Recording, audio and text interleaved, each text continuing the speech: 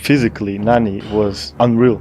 Crazy. Unreal. Although he had an amazing career, a fantastic career, he could have been something even more special. The thing that I think Nani lacked, I think he was a good professional. He didn't drink a lot. He done all of his work. But I think it was just, there's something sometimes that, I don't know, that stops some people having ultimate consistency. I believe that the one thing Nani was missing was football intelligence. That deeper understanding of the game. The ability to read space, time passes, anticipate pressure, or simply make the right decisions without thinking. It's what separates the good from the great. But the truth is, it's one of the hardest things to train. You can improve your fitness, your shooting, your first touch, and even your discipline. But football IQ, that's different. Some players just aren't wired that way. And some never develop it, no matter how long they play or how much coaching they get. And that's what made Nani so fascinating. He was so ridiculously gifted that he got away without it for a very long time. His raw talent, his flair, and his physical tools, they were enough to make him dangerous anywhere on the pitch. Enough to get him out of trouble or enough to create magic on his own.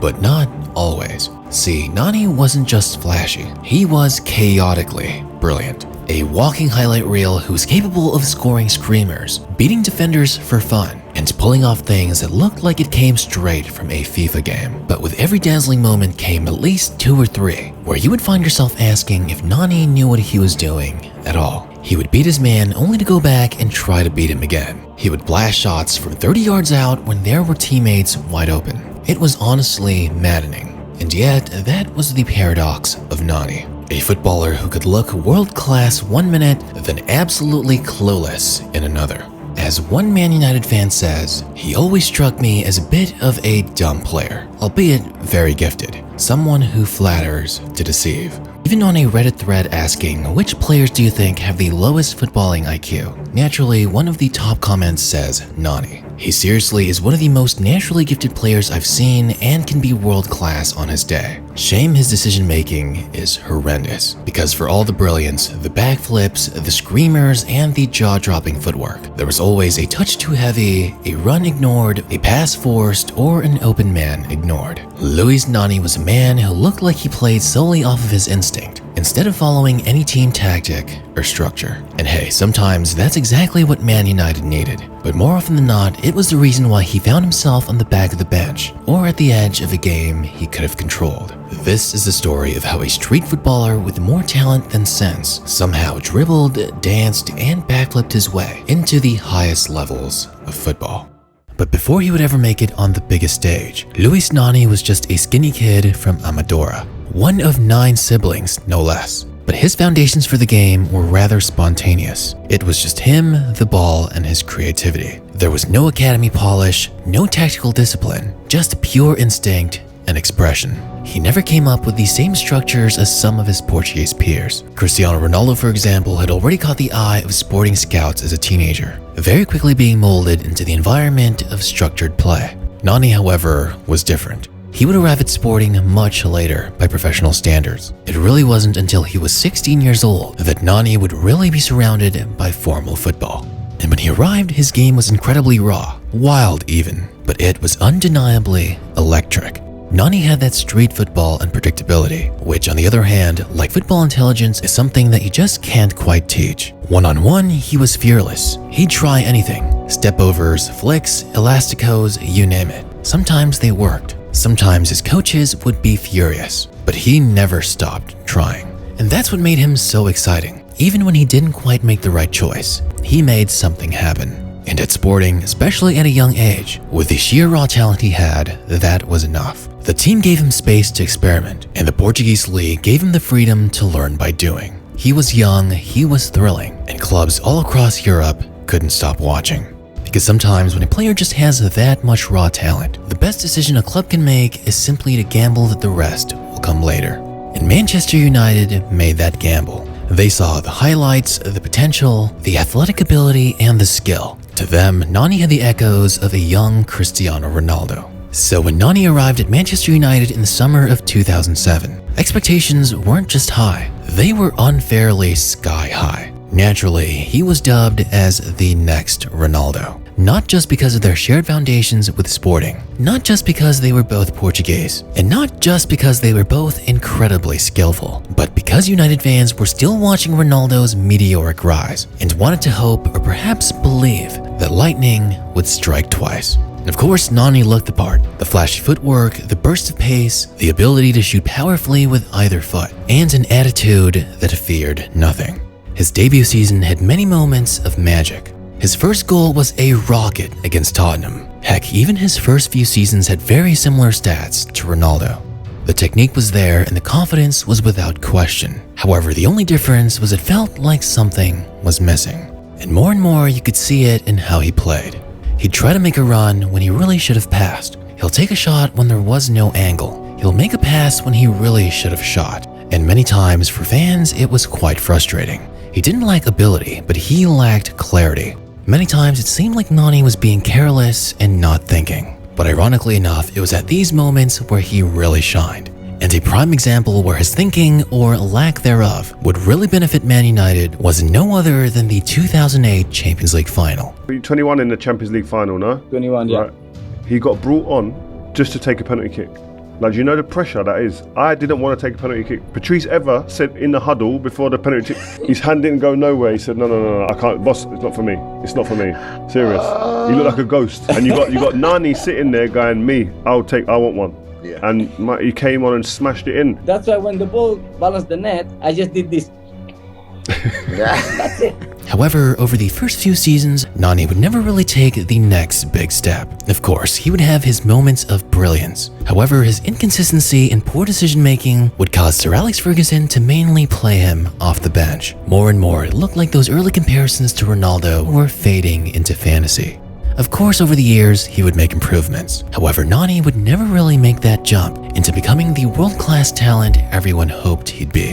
And Sir Alex Ferguson, no doubt, gave him time. Years, in fact, hoping that with the right coaching and enough big game experience, that Luis Nani's chaotic playstyle would become more refined, that he would evolve from a highlights merchant to a consistent contributor. And perhaps there was even a slight bit of hope left that Nani could still, if only a little bit, follow in the same progression of Cristiano Ronaldo. But football intelligence isn't like doing drills or putting in work at the gym. There's no guarantee that you'll be able to coach it to someone. Some players naturally understand when to slow the game down, when to hold or let go of the ball, or when to recycle possession instead of forcing a risky ball. And while he might have improved a little bit, Nani never truly developed those instincts. And in a team where everyone from Ryan Giggs to Paul Scholes to Wayne Rooney, to even guys like Berbatov, Park Ji-sung, Patrice Evra, or Nemanja Vidic operated like chess players in motion, Nani looked like he was playing a completely different game. Nani was always doing some tricks. And at first I was like, Nani, pass me the football, Nani. I'm here, the goal is over there.